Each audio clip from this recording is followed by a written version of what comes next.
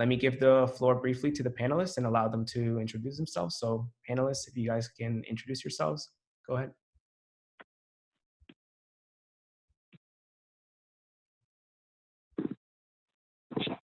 Yeah, I guess I'll go first.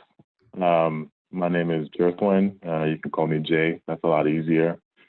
I graduated UCF December of 2011. So it's almost 10 years. Time is flying. I did graduate with a double E from UCF, and straight from UCF, I ended up coming to Texas Instruments. At the time when I was at UCF, TI was pretty much just getting some kind of presence on campus. So it's pretty interesting to see the presence of TI now at UCF, because when I was there was very little. So, but anyways, yeah, that's a little bit about me. Been in the industry since I left UCF. I came to TI, and I've been at TI ever since. So that's it. I can go next. Good evening, everybody. My name is Karina Quintana. I work for the Boeing company at China Lake, which is a Navy base in California. I graduated from Florida International University, or FIU, down in Miami in 2016, and I was a double E major as well. In terms of IEEE involvement, our chapter was kind of small and starting up at the time that I started off at FIU, but towards the end of my career there, I was part of the Eta Kappa Nu Honor Society and a couple of the IEEE societies through research that I was doing on antennas and propagation. So I started off as a Boeing intern while in college, and then I joined full-time after graduation. So I've been with Boeing for almost 5 years supporting flight tests on the F-18, which is this fighter jet for the Navy. So now I'm serving as a systems engineer, but my previous role was radar development and flight test. So super happy to be here. Thanks for having me on board. Okay, I can go next. Hi everyone, I'm Navi, and I'm a graduate from UC Davis this year in June. And I started Intel after having an intern here for 2 turns in a row. And now I'm working as a validation engineer for signal integrity. And that's about me. Perfect. Thank you, guys. That's really awesome to hear the introductions and the backgrounds. And now let's get started with the questions. So the first question that I have for you guys is, what has been your biggest learning experience in the workplace? So in regards to transitioning from being a student to an industry professional, what has been your biggest learning experience?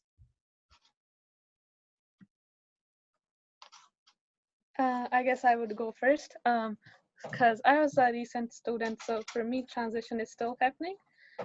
I would say the one most important thing I learned at work is like make connections, talk to your team, talk to your parallel teams, because there are people you can talk to them. You have any problem.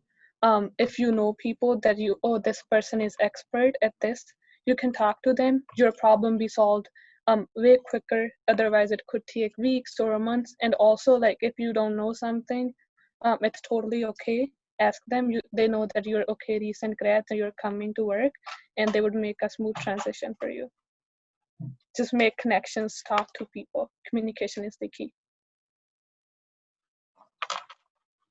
I definitely agree with that. I think for me, the biggest learning outcome transitioning from college to industry, or even during internships, was more or less priority management. I feel like when you're going through school, your professors or your TAs dictate what you should be focusing on or learning. You know, you have a syllabus or a curriculum that's laid out, and everything is just kind of follow the process, and you'll do well if you study and get familiar with the learning content. Once you go into the workforce, it's definitely not like that. I had managers that were pretty hands-off, which I prefer that management style instead of, you know, people hovering over your shoulder watching every little thing you do. But it does make it challenging to make decisions or know what you should be prioritizing, especially early on when things are rigorous and you may not have the training or all of the knowledge to be able to do the job. You have to prioritize what's learning and then what's actually what time to allocate towards doing actual work. So that's something that I struggled with, but in terms of networking and communication, that played a big factor in overcoming priority and time management to know what I was supposed to be doing and accomplish that work. Yeah, and I'll just add on top of it, I think one thing that I learned pretty quickly, that engineering is like the ultimate team sport, right? No one person can make or can execute on the goal, right? So you have different people with different roles, and you have to be able to leverage those people for you to be successful. So it's really like the ultimate team sport. And I think the other thing that I think going into industry, to realize these are companies that are motivated by financial successes.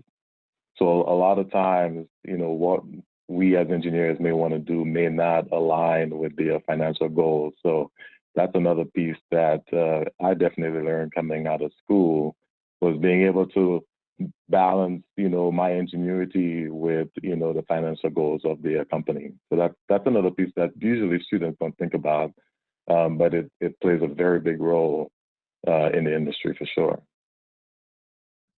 Perfect. Thank you. So follow-up question to that. So what tips would you give to someone on the transition from an internship position to a full-time position in industry?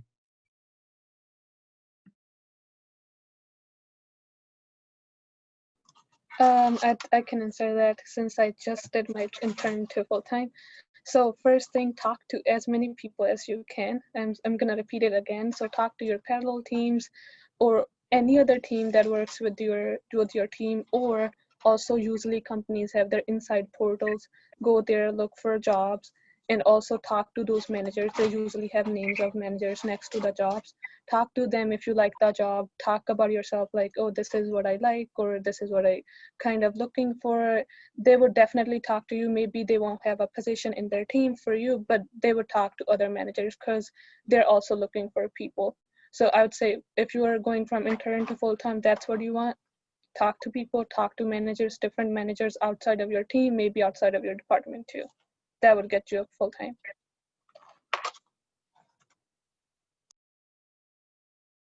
I definitely agree with that.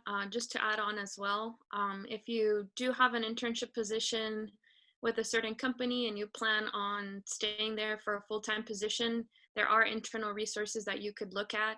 And I would just say follow up even after your internship. A lot of times, while you're interning, you may not have a final decision on whether you'll be able to come back to a company.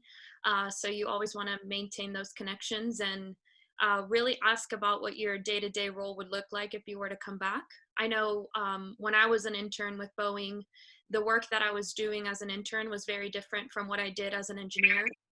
It was a lot more critical once you're entry level because you have deliverables that you're assigned to. It's not as much being a support role or learning about the company culture and objectives. So I would try to get an understanding while you're interning of what the scope of work would be like, so that you can talk to engineers that do that, because there's a lot more pressure, dedicating the kickoff of your career to one thing than just 12 weeks during the summer as an intern. Yeah, and I think another piece I'll add is tips is enjoy the journey. There is so much to learn, regardless of which area of electrical engineering you go into. There is so much to learn, and in school you get the fundamentals, right? You get the fundamentals, but when you go into industry, there is so much to learn. I mean, even people who've been in the industry for 30 years are still learning, right? So my biggest advice is to enjoy the journey more than the destination.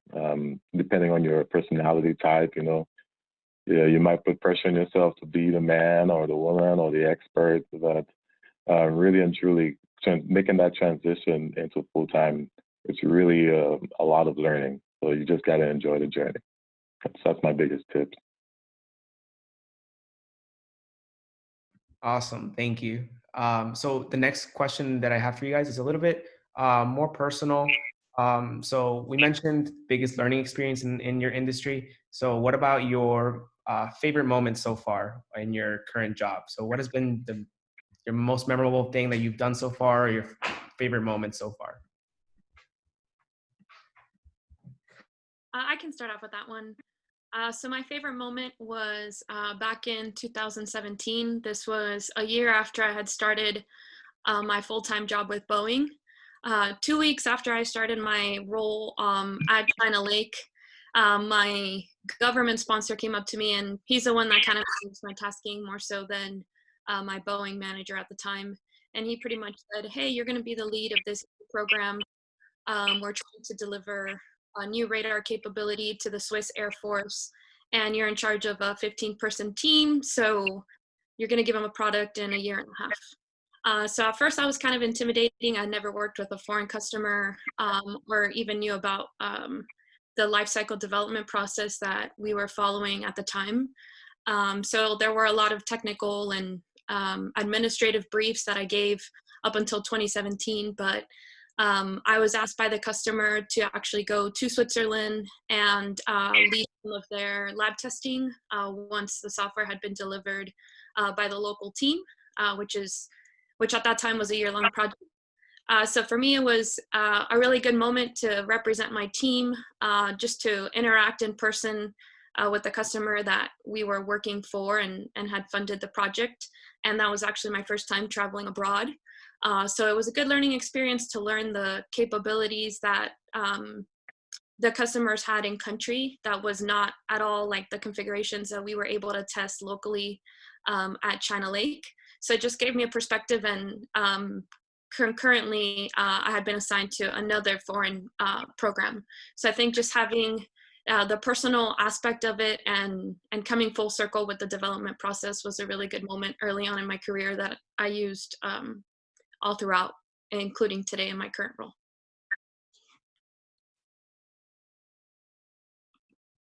Okay, I guess I can go next. So I mean, I've had quite a few good moments, but I would say probably the most notable one was 3 years ago when I transitioned from an individual contributor to a manager, and I was put into a situation where I had to turn around a team that hadn't been performing and was looked at negatively. And the manager, the fab manager, thought I would be the right fit to turn the ship around. And it's probably been the most challenging but rewarding experience that I've had at TI, because I didn't know any of the people, because we have fabs in Dallas, but this one is like 50 miles north of Dallas in Sherman. So it was completely new environment, new people, and here I have a team who's not looked at positively, and it was a very, very big challenge. But I was pretty happy after a year and a half to see the team turn around and to see the successes that we were able to have. So that's probably the most notable one. But like I said, there have been many really proud moments I've had in my career at TI.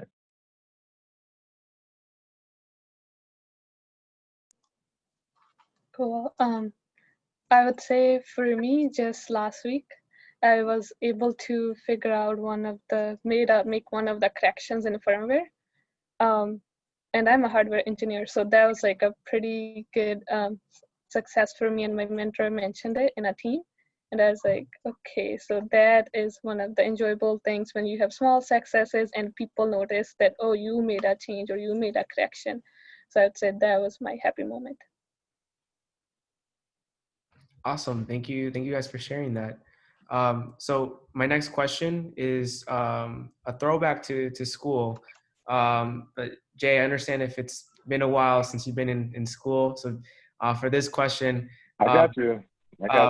For this question, I'm going to ask, what classes or skills that you gained from college do you think were the most beneficial to you when you first started your career?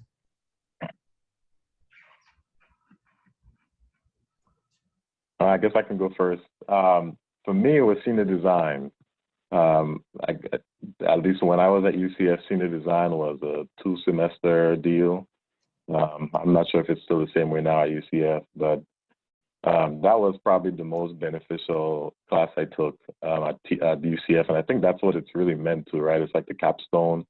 It was challenging technically, and it was challenging with the team aspect, right? So I'm sure everybody can probably give you a story about, maybe one of the team members didn't, execute or didn't live up to the expectations. So having to deal with all of that dynamics, plus, having to kind of teach yourself some of the stuff you probably didn't learn through the classes that you took, that probably best prepares me for the industry. I would say senior design. I have a pretty similar answer too. Since I went to FIU, our senior capstone project was also 2 semesters. Yeah, team oriented. Everybody on my team was a double E, so I actually had to do a lot of the programming for a cell phone application, since we were building a wearable sensor that had data that was populated on an app. So I think just doing the rigor of technical writing and, on obscenely long report, working in a team that's kind of cross-functional or multidisciplinary to understand how to integrate different components was really important. One big thing that I never thought I would use when I was in senior design was Gantt charts. I don't know if UCF makes you populate one of those or if anyone's doing senior design, but we basically had to map out the top level tasks for each major milestone of product development in our project. And they made us use a tool. Our team specifically chose Microsoft Project. But when I was assigned as the lead for that Swiss program, I had to give inputs for the radar schedule, each task across each milestone in the systems engineering process. And it was mind-blowing that something from senior design was directly applicable to real life work. But I'd say apart from that, I took a lot of RF and communication classes, so that fit well with the radar work I was doing. So digital signal processing, antennas, fields and waves, RF circuits, things like that. All those somehow directly applied to the theory behind the radar development I was doing. I agree. Just a little bit more. I would say classes for me, for sure, senior project is something definitely applies directly, but I would say circuits, 1 and 2, both, and some part of transistors or semiconductors and digital systems. And if you are a little bit on the coding side, then Verilog, these skills would directly go to your work. Awesome. Thank you for sharing that. I know it, speaking from experience, it's something that you find yourself questioning in class where you're like, when am I ever going to use this? So it's honestly amazing to hear when, some of the skills that you learn in your classes transfer over to your day to day. So my next question for you guys is, were you guys ever in a situation where you had multiple offers on the table, and how long were you holding on to those offers? What factors did you consider into picking your offer, and what made you pick the offer that you currently accepted? That's a great question. I'll try to tackle that one first. Even though I interned at Boeing, I didn't have an offer to come back for a full-time position until after my internship. So this was around the fall timeframe. I graduated in spring of 2016 though. So my game plan going in to try to get a job at a company was to leverage off the national STEM conferences. So I received a scholarship from HENAC to attend the Great Minds in STEM conference, and they had a national career fair. So hopefully you guys are familiar with this, if not SHIP or some sort of other national conference where you can do the same thing. So that's where I got my Boeing offer, and I interviewed with Raytheon, Northrop, all the big competitors. So I think it was like 6 or 7 offers coming out of the conference, and a lot of times their response period is very short. So you only have 2 weeks to negotiate or accept, reject an offer. I knew that I wanted to work for Boeing and come back to China Lake. But the biggest thing for me was, apart from just the typical, what's your salary and how much or what other benefits you're going to be compensated with, was the ability to pursue graduate level education. So Boeing has a really competitive program where they will fund your graduate level studies, and there's no cap on tuition so long as it's an engineering or technical degree. And that was probably the biggest decisive factor in going that route versus another company, because typically they would do just reimbursement or they wouldn't fully fund tuition. So that was one of the big ticket items for me.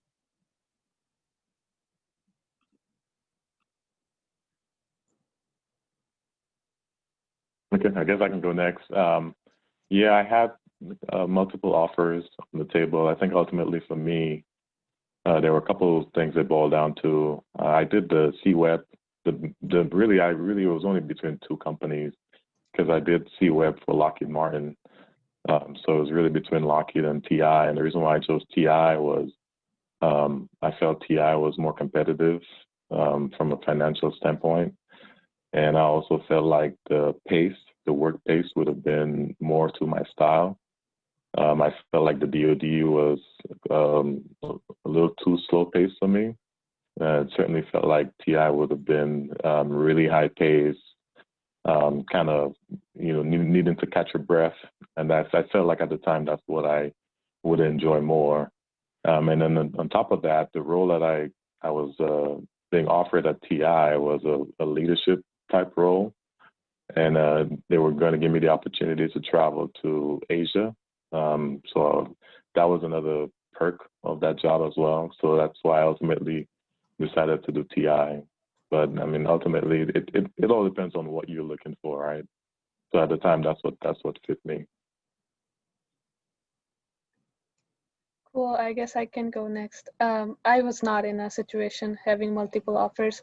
I got my full-time job offer during last week of my internship.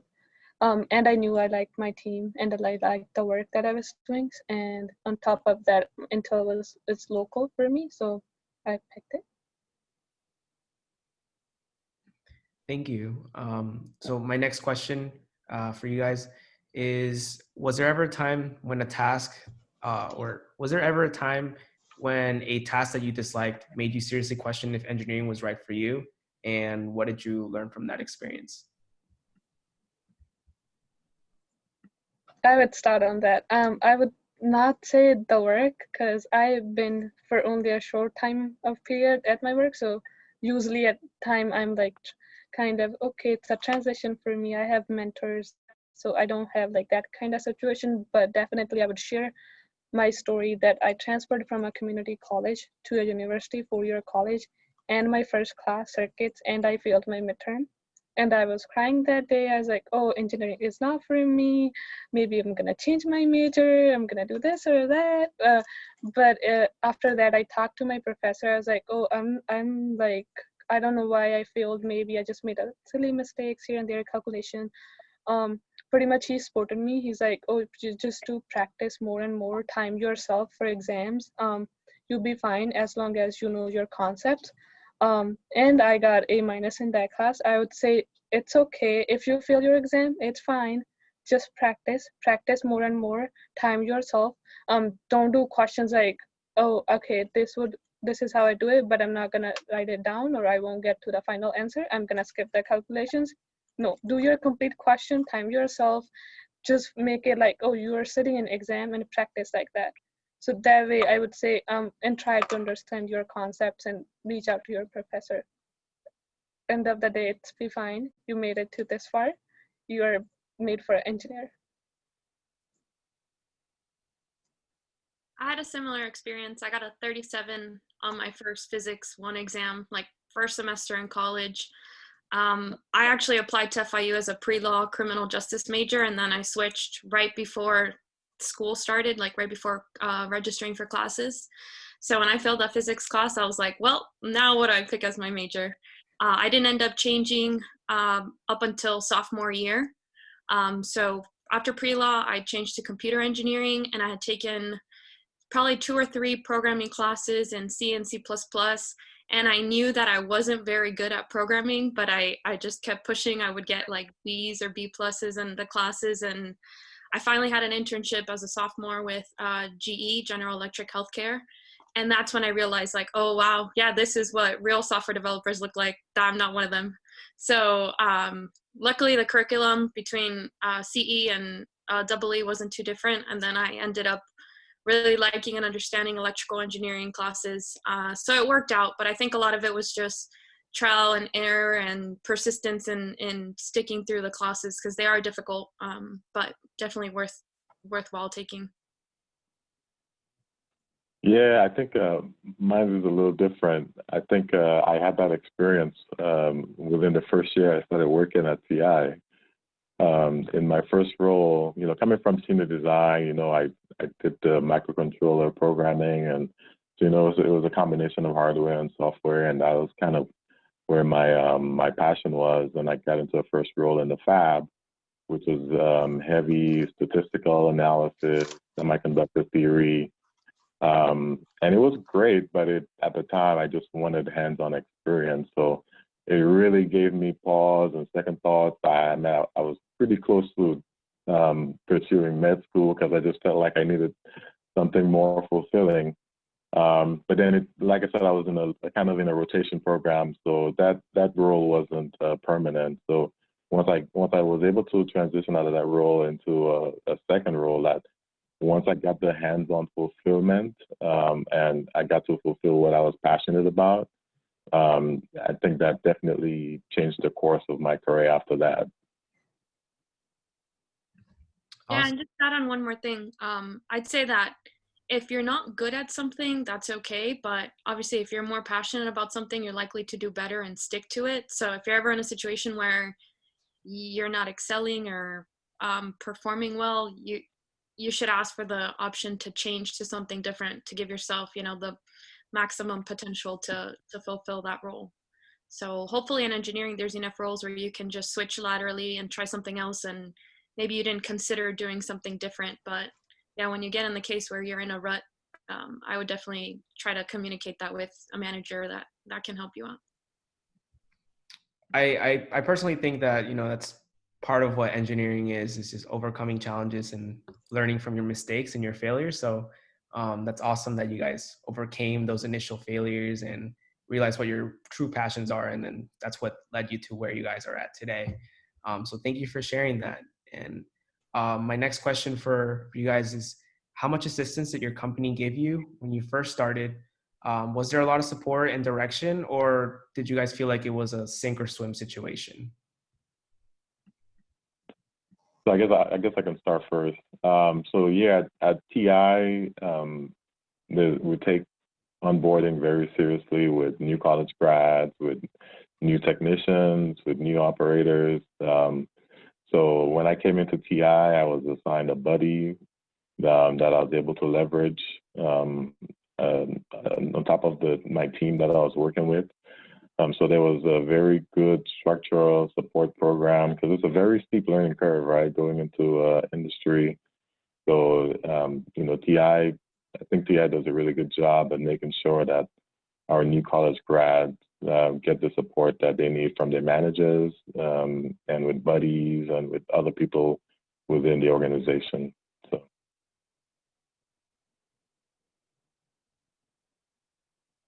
I guess I can go next. So similar kind of treatment for me. I had my buddy assigned when I joined my team, and I would say like they make sure you're doing well and you're liking your work. Or first month or two, usually your manager come ask you if you need anything, and usually your team members do the same. They will, oh, do you have any question? Rather than you coming and going to them and asking them, they will come to you. I worked for 2 different teams, so they kind of, both of them were like similar in this way. Now I have my mentor assigned to me. Like if I have any questions, I can go to him. And I also, my internship was in the same team. So it was a pretty smooth transition for me. I think on the Boeing side, it's pretty similar. When I started, I kind of was in a different predicament. My manager started a month before I did, so he didn't necessarily know what the work culture was like. But luckily, there were a lot of engineers that I had met from my internship at the site that had been there 15 to 30 years in the running. So that helped a lot, even though they had forgotten what it meant to be a new hire, from day one. They knew who's who in the zoo and could point you to resources, other people that were going through similar transitions. So I think just having the support system was really important. And I mean, since I've been at the site, it's been one of the initiatives to try to do better about onboarding and training new hires, since our team has doubled in size since I started. So it's been a big accomplishment, I think, to see new hires today versus how it was when I started. Perfect. Thank you. My follow-up question is, what is the worst aspect and the best aspect of your current job?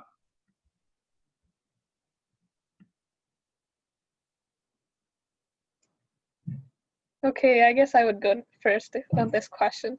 For the worst aspect, nothing special, but I feel like in engineering, you have to work long hours.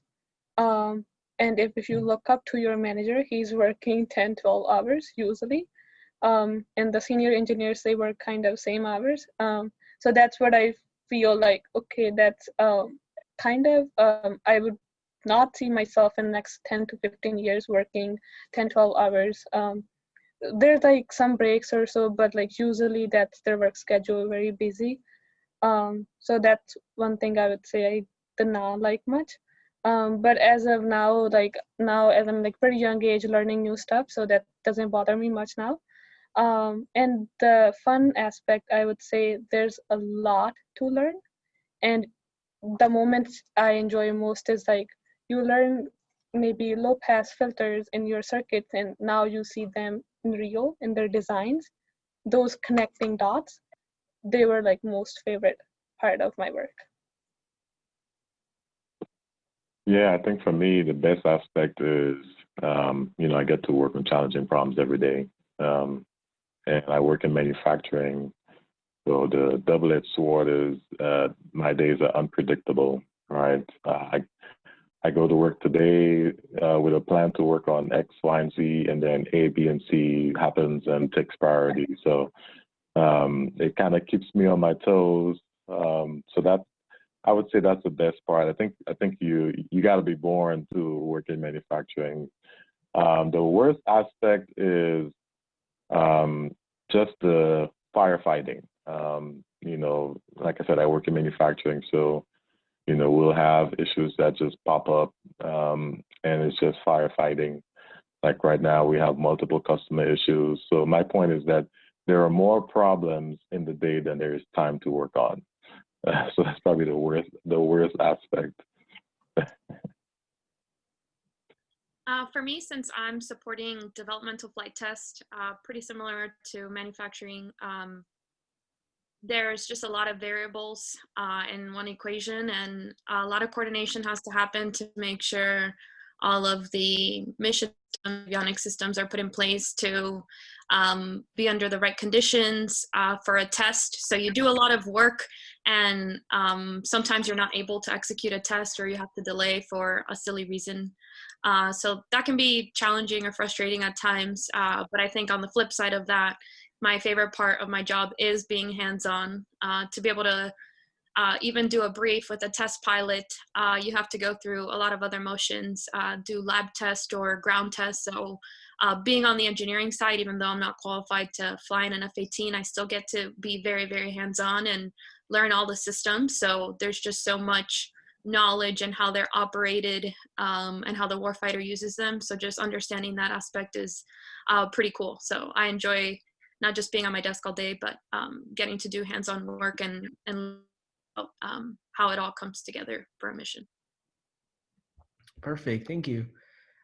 So my next question is, what do you guys think as industry professionals is the most important lesson that a young engineer or an aspiring engineer can learn currently? Yeah, I guess I can start off that one. I think the biggest thing is learning.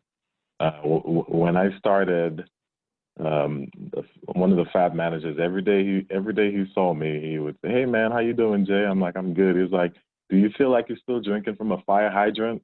I'm like, "I sure do, man." So yeah, when you're young and you're fresh, man, there is just so much to learn. It really feels like you're drinking from a fire hydrant. So that's the number one thing. The other thing is stay humble through the process, right? Relationships is key in your career. Like I said, engineering is a team sport. So, stay humble, learn, and make sure you're building relationships with people within your organization. Yep, I definitely agree with that. It's really important to ask difficult questions so that you can continue learning. Ask the why, why do we do this? Don't settle for the, very popular answer, because that's the way we've always done it. So I would say don't be afraid to challenge the process a little bit. I think having a very diverse team in an engineering group matters, especially some of the more entry level or junior engineers that have a different way of thinking about systems or how we do things. I think education and the way engineering is taught today has changed a lot. So I can only imagine what you guys are learning compared to, what we learned when we were in school and what a lot of the senior engineers learned. But one other piece of advice I would give is don't let yourself get in the way of being successful. I know, at least when I was in school, I had imposter syndrome coming in to the workplace. I felt like I didn't know as much as other people, or I was afraid to ask questions because they would sound silly, or just because I didn't know how to react to others.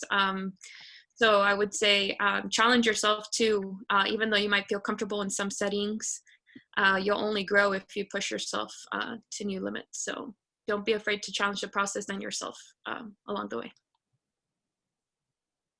I would say I'm happy that I get to hear from engineers with 5-10 years experience.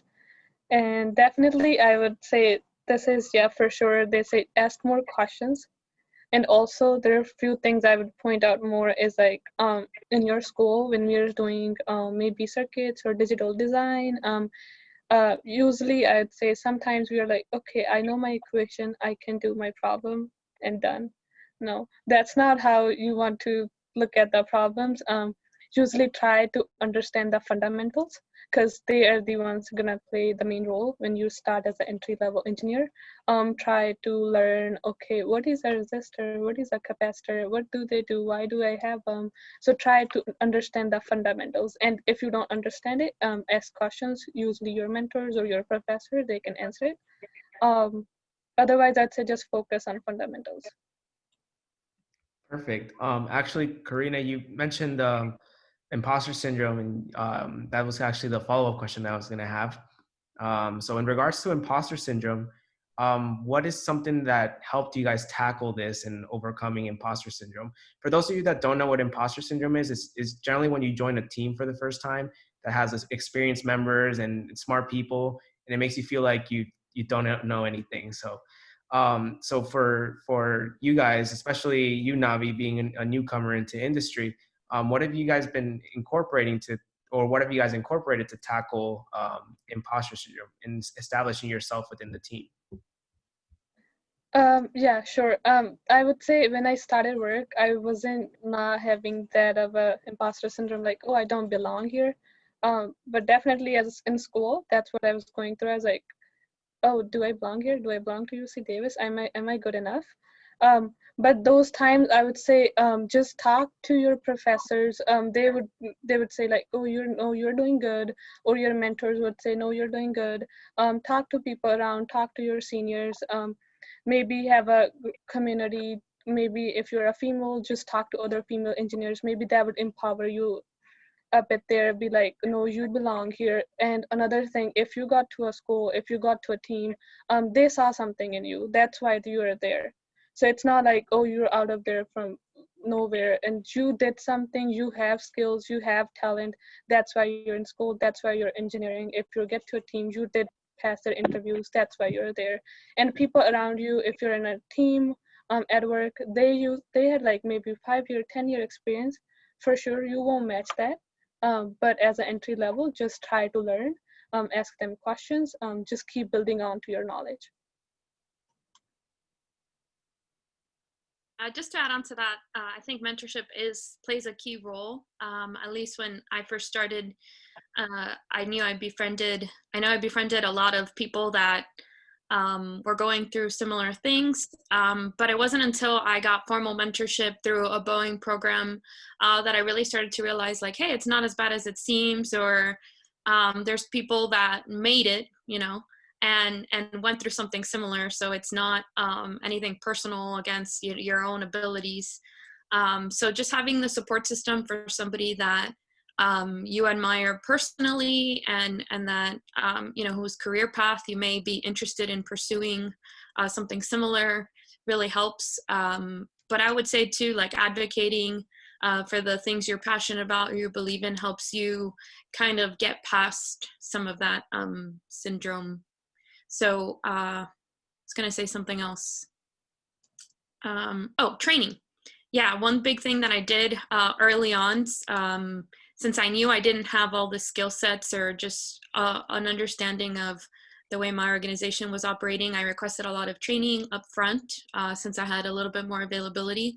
So I know that that helped just kind of maintain a network outside of my just close group. A lot of times I'd have to travel for training, so you just kind of meet other people along the way. So things like diversity organizations as well also help. So I know being a minority was a big one for me. There were a lot of people that didn't look or talk the way I did at work. So just getting past the superficial stuff helped a lot too, being part of other groups outside of work. Yeah, I think just to add on what Navi and Karina was saying, I think the questions, right? Can't be afraid to ask questions. I think a lot of times we probably feel like, I may have had a little bit of this where, you feel like, hey, a company hires me and, I should be an expert and blah, blah, blah, blah, blah. But really and truly, like Navi said, you're hired because of your potential. So you just cannot be afraid to ask questions. And it's positive, right? When you do ask questions, because it shows that you have curiosity and that you're engaged. I think the only thing I'll add to that is, it's okay to have nervousness or have hesitation. Know the right environment to ask questions. So, for example, if you're in the middle of a meeting, and especially when you're brand new, there's lingos, there are abbreviations, there are acronyms that are said, and you'll be lost in the weeds. Maybe that meeting may not be the right forum to ask the questions, but notate it down and ask those questions to your buddy or somebody on your team that you've developed a relationship with. So I think it's not just asking the questions, but knowing the right time and the right setting to ask the question helps as well. Perfect, thank you. So now in relation to always constantly learning and keeping up to date with the trends in your industry, what resources have you found that helps you continually stay up to speed with advancements in electrical engineering? I'll kick that one off. I think for me, I use LinkedIn a lot to read defense news articles or just follow companies that are in a similar aerospace industry. Specific to IEEE though, I would say the Spectrum magazines are awesome. Things that go on in academia are published there. I haven't been to any IEEE conferences since I was a student, but that's one of my goals for next year, just become more involved in the honor society or technical societies that I was once a part of when I was doing research in undergrad. But I still get the magazines on a quarterly basis at home. So I'll read through those every once in a while to look at interesting articles and just kind of stay up to date with newer technologies. 5G is a big one right now. So that's something that's always interested me because it impacts us on a day-to-day basis.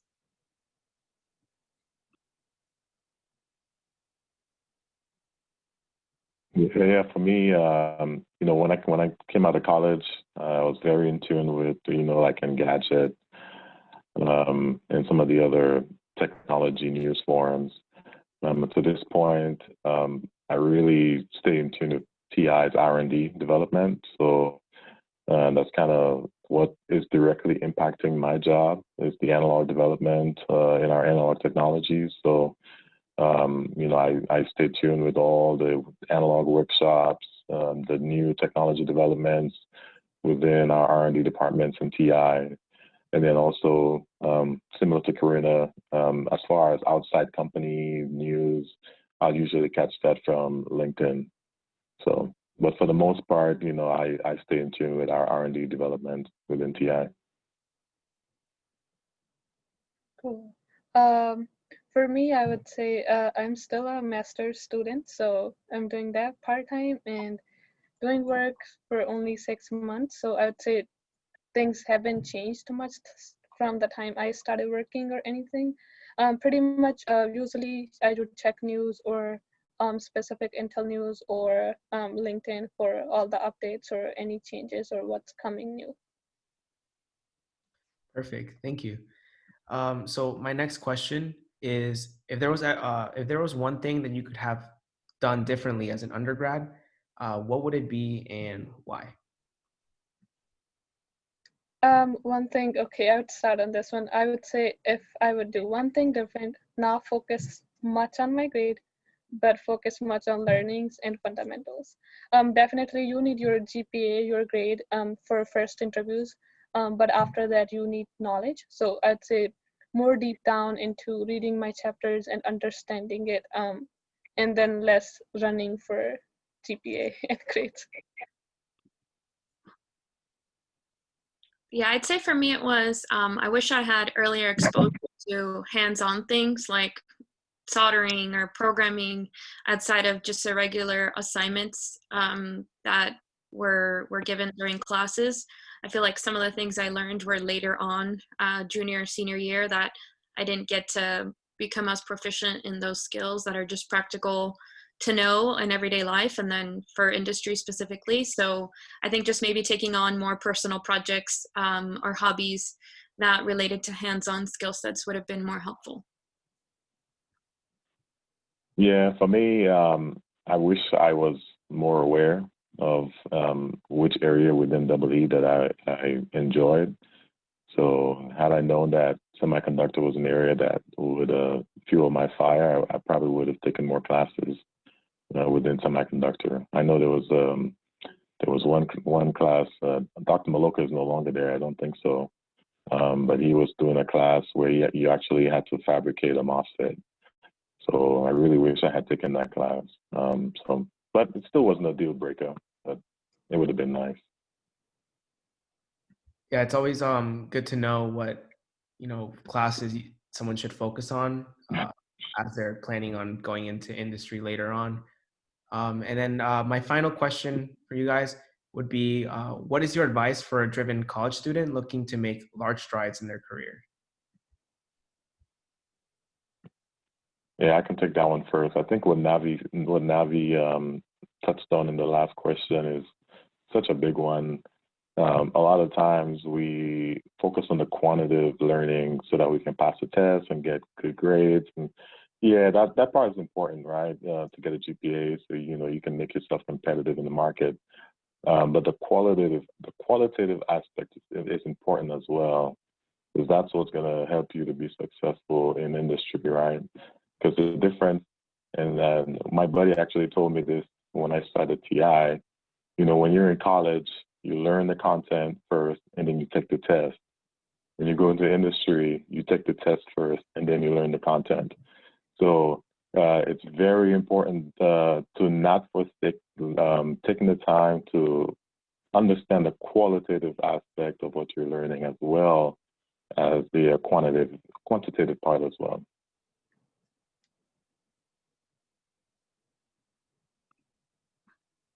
I agree with that. Just to add on one thing, I would say show up and do your best every day. I know a lot of times when we're in school, you're taking a full course load and trying to do involvements. This is one of them, obviously. So I'd say don't lose sight of the bigger picture. You're in school to get a degree. It's just a piece of paper that shows you can think. The fun part is when you get to industry and you get to practice it every day. So don't lose sight of, the bigger picture. Don't get so focused on grades and being the perfect student on paper, because having just the zest and the passion for being able to practice your degree goes much farther than what grade you got on your first physics test, So I would just say, apart from having the qualitative side of learning too, just show up and do your best, because it's easy to get lost in the shuffle and discouraged by exams and all the fluff that goes along with school. I agree to both of you. Definitely just be open to learn. Just learn every day. That's make it a habit rather than just like, oh, I'm gonna shut down everything. It's just gonna focus one thing. No, open to everything. Because there are people, they know a lot in your team or outside. or in your school or professors, they know a lot of information. Be open to learn that, and I'd say just keep your good work and just keep working, just keep moving. Perfect. Thank you. So that's it for all of my questions that I had for you guys today. Now I'm going to open up to the audience and everyone else who is interested in asking any questions right now. So if you're in the audience and you're interested in just asking any other questions, please feel free to unmute yourself and ask our panelists some questions.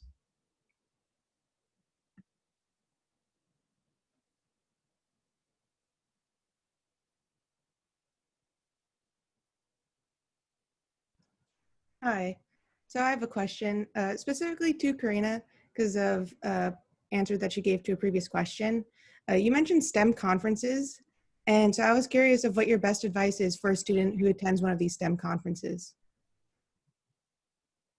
Great question, Alexis.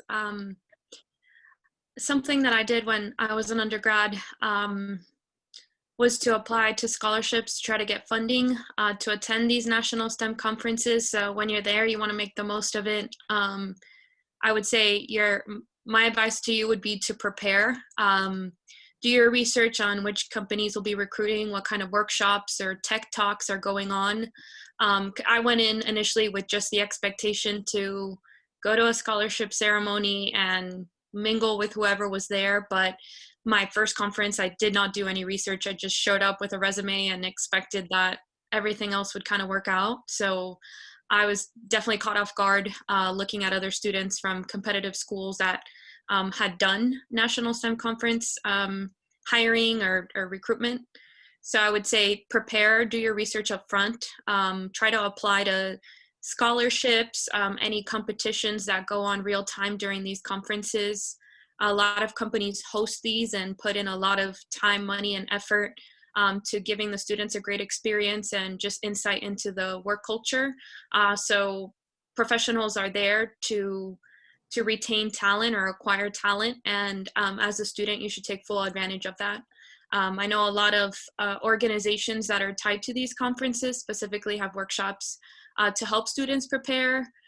But if for whatever reason UCF doesn't offer that, go to career services and get advice up front on your resume, on your elevator pitch, interview skills, things like that.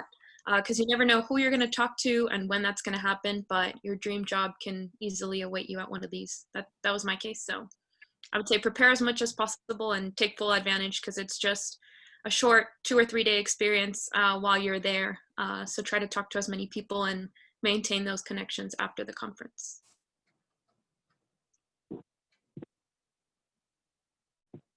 Thank you.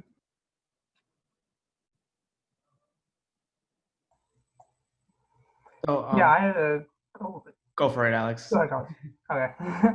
I was just gonna ask you, like, what are some of the lessons you guys have learned from basically the ongoing pandemic? Like, what are some of the lessons that you guys have taken away from just the new variability and uncertainty of everything, like new work-life balance? Just want to hear a little bit on that.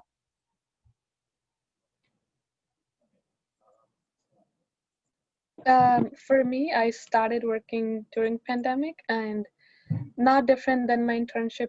I still work on site, not working from home. There'll be a couple days I'll be working from home.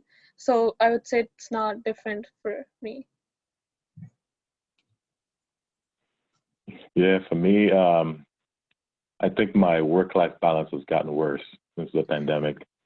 At least when we were in the office, everyone would take a lunch break, go to lunch. Well, now I have lunch meetings because, you have the mindset that, okay, everyone's working from home, so we can have a meeting while eating lunch. So I definitely miss being in the office. So my takeaway, that's the negative part of COVID, is I feel like my work-life balance has gotten worse because I'm home and I'm working more. I think the positive part is just to see the perseverance, even with COVID. And I can only speak for TI. Even with COVID, we've still been able to hit benchmarks. We've still been able to execute on our PDOs, and we're still able to deliver to the customer. And also, I think probably one of the cool moments was to see that the parts that TI puts into, like, for example, the ventilators. So in March, when there was a big push to get ventilators out, we would see the devices and the lots that would come through on high level priority to get through the fab as quickly as possible. So that was kind of a real moment for me to see that, I work on product that, went directly into ventilators. So that was good. That's been pretty cool. Nice. I'd say on the Boeing side, since I support the defense industry, there hasn't been too many COVID impacts. I'm still on site. I would say the biggest learning outcome, though, has been just the realization that we're able to do work in a different way. Initially, there were a lot of restrictions with who could come on the base and do testing. So we had to get creative with staggering people out, but still accomplishing the same goal. So sometimes people didn't have the proper training or subject matter expertise, but they quickly learned. So I think it's been really nice seeing how people have assumed greater responsibilities because we haven't slipped schedule and we're still delivering products to the customers on the same timely basis. So it's been nice to know that we can overcome these challenges and still adopt more ingenious ways of doing business. So hopefully those will carry over even after the pandemic gets resolved. I think you guys know the answer there. So I had a follow-up question to you guys. So with the, I think that something that's extremely hard about competitive industries, so like companies like Texas Instruments, Boeing, and Intel, is landing that interview. So what advice do you guys have for our students in making sure that we stand out as applicants or making sure that we land that initial interview? I'll start off with this one. I've done recruitment for Boeing for the summer internship program for 6 years now. I think one of the biggest things that stands out to me is whenever an applicant has a resume with an objective or some sort of summary of qualifications that's tailored to the position or the company, and there's underlying knowledge of what the position is about. So a lot of big companies put out job postings or requisites online, and it's a simple matter of just reading those, incorporating keywords or doing a little bit of research on the program or the site.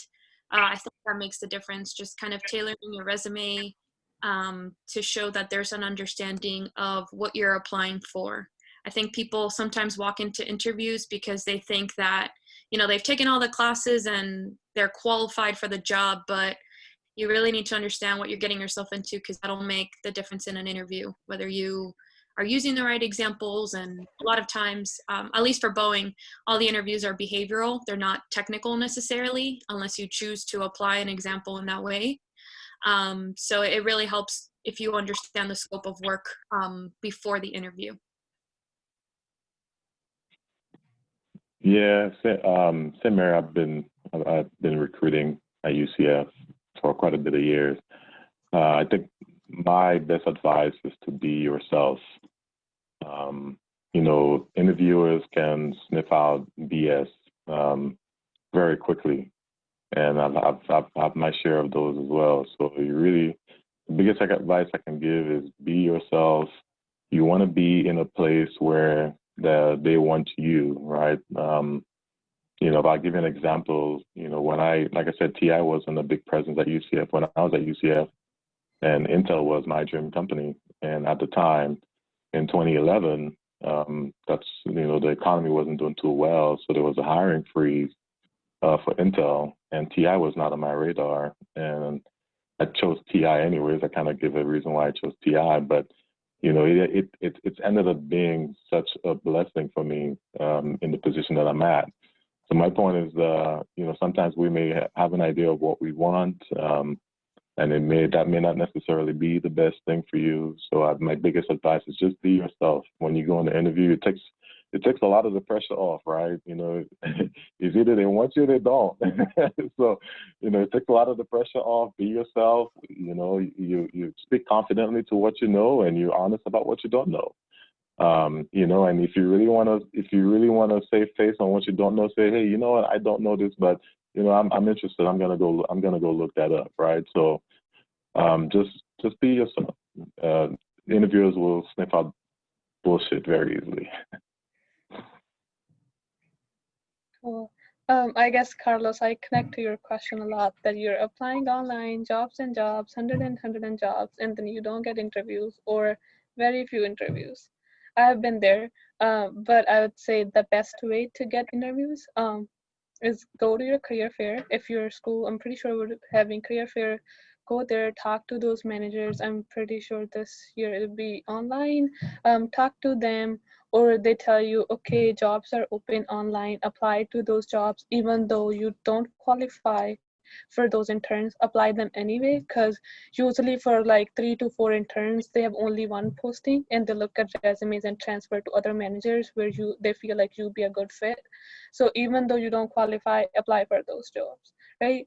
Or another thing I would say, try to make connections outside, because if your resume is gone to a manager's desk, then pretty good chances you will get an interview.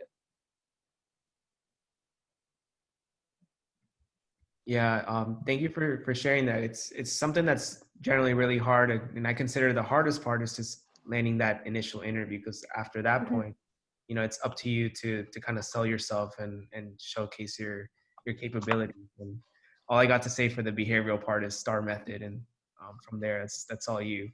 But that's it for my questions. Again, if you guys have any questions for our panelists, please feel free to ask. This is a great opportunity to get to know a little bit more about company culture and also personal experiences.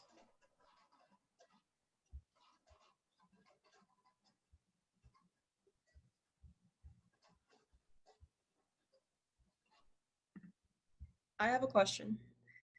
Hey guys, my name is Linda. Do you guys have any advice for like people looking into like master's degree, especially like in the industry and stuff? Like, what's your advice? Should we get a master's degree, or is bachelor just sufficient? Like, yeah.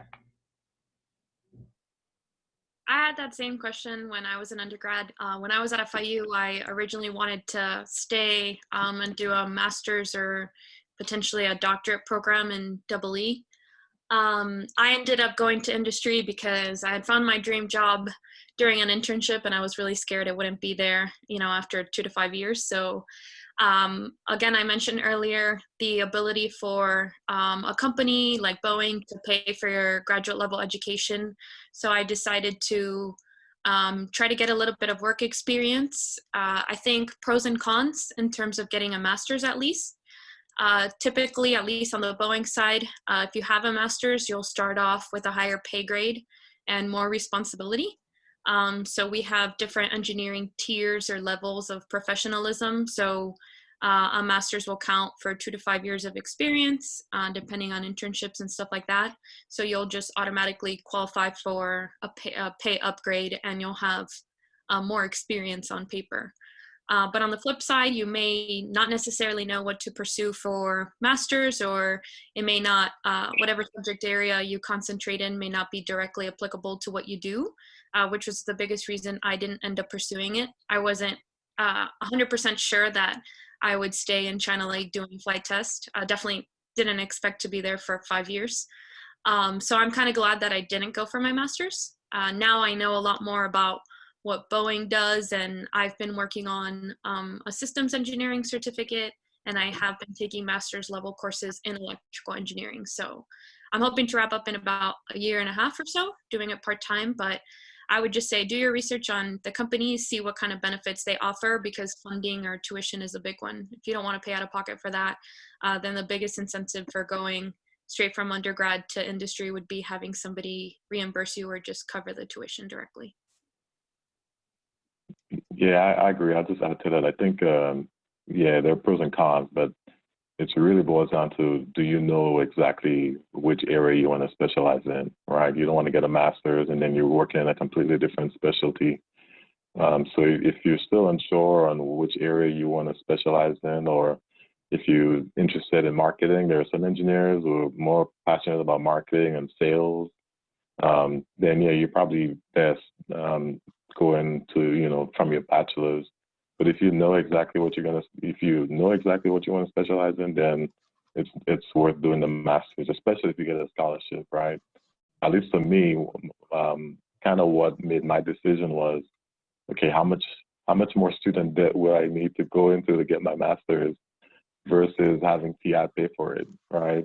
That's what it boiled down to me. So I ended up saying, okay, you know what, I'll go work with my bachelor's and I'll have TI pay for my master's, and that's what I did. So there are a lot of different factors, but if you don't know what the specialty you want, my advice would be go in industry, see what it's about, what you like, what you don't like, and then you can always do your master's thereafter.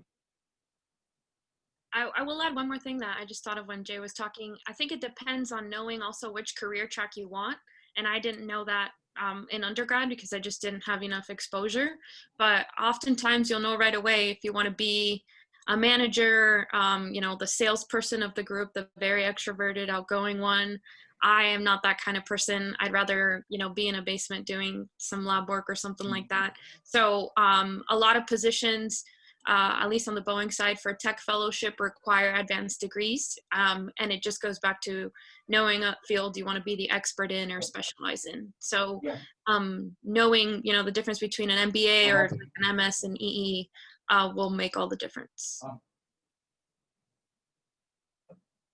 I agree to Karina and Ray.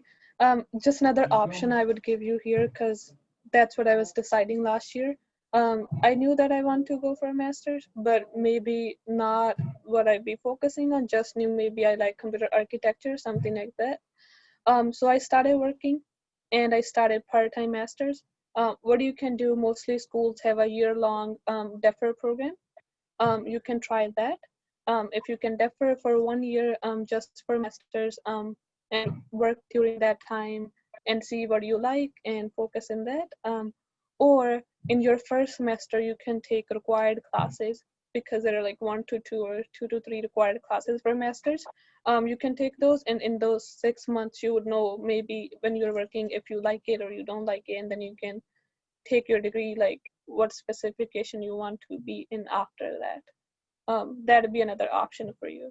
And another thing, if you think you have more time after bachelor's, I would say go for master's. If you don't have or not much to do after work.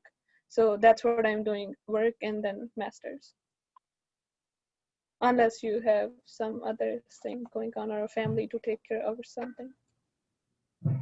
Okay, thanks guys.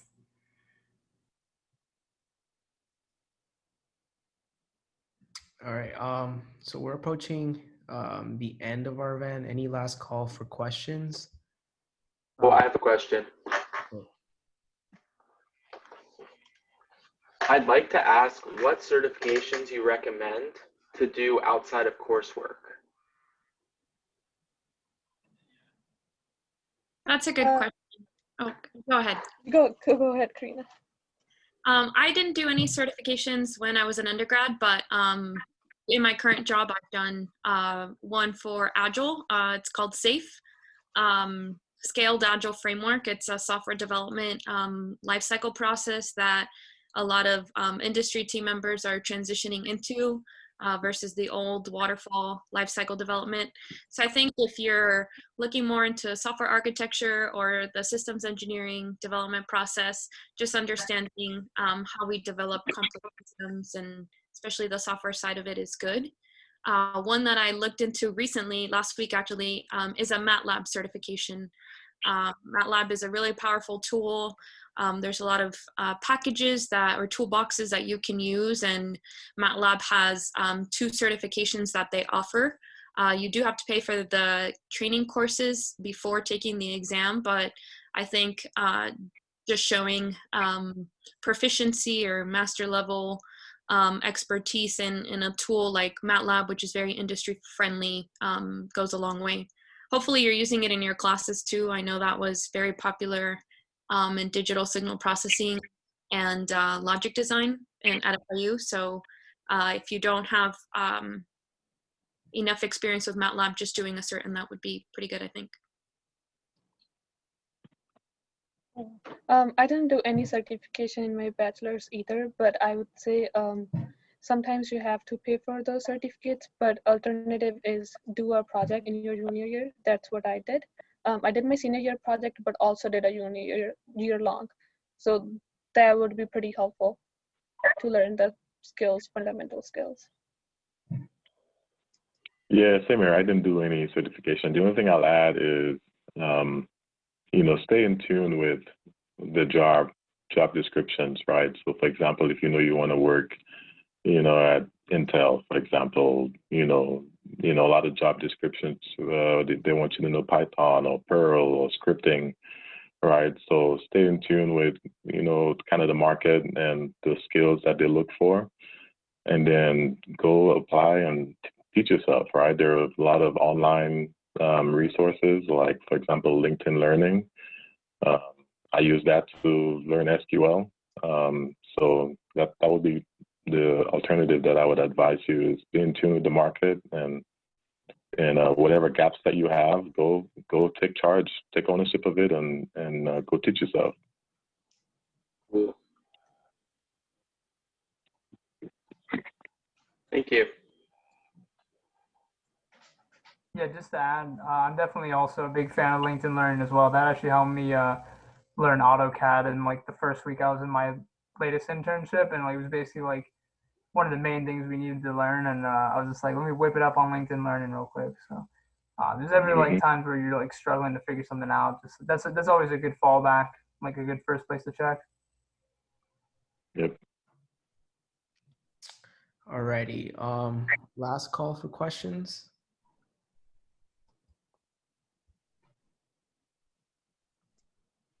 Okay, so I just wanted to thank you guys again for coming to this event. Panelists, extra shout out for you guys for taking the time out to participate in this event and give that amazing insight into your companies. I guess follow or next steps to this, would you guys be open to connecting with our students on LinkedIn? Would you guys be open to doing that, any chance? Sure. Sure. Perfect. So yeah, follow up, I recommend to connect with these amazing panelists on LinkedIn. Send them a custom note, just introduce yourself, and be professional as always. And I guess from there, thank you guys again for coming, and I hope everyone has a great week and a great night. Thank you guys. All right. Happy Thanksgiving. Thank you. Happy Thanksgiving. Happy Thanksgiving. Thank you guys so much. Stay safe.